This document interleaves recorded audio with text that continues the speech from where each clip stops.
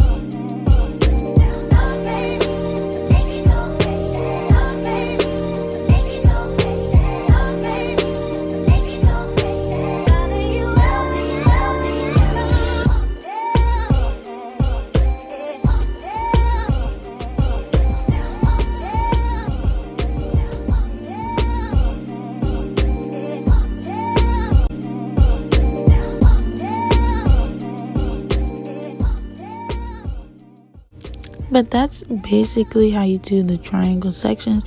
I hope like you guys were able to see and understand where I was coming from. It's really easy to do. I wouldn't say like on yourself is that easy.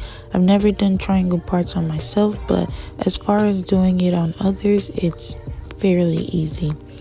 But I'm just going to go ahead and braid the rest of these down, and I'll show you guys the results of her hair later. If you like this video, give it a thumbs up. Don't forget to comment. Don't forget to like.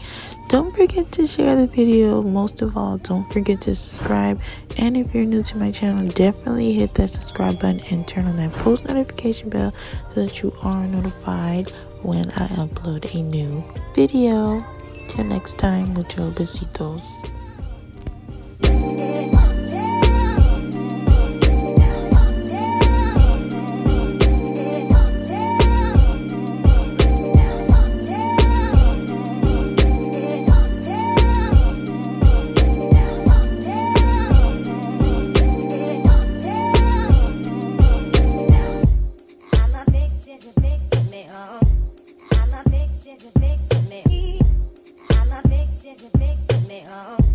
I'm a big